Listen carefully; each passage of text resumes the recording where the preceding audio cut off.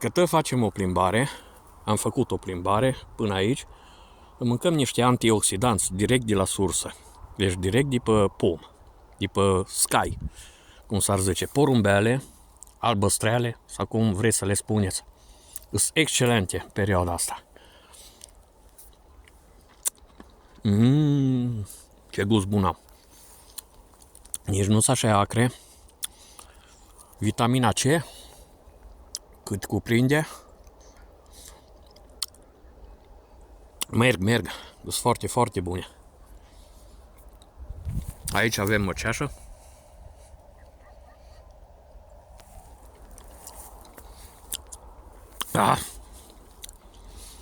Cam strânge gura, da? Sunt bune.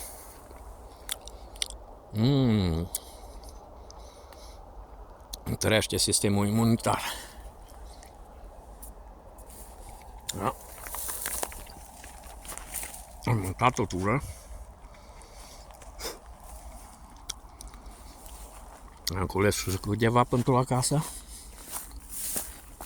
Acum mergem mers înapoi.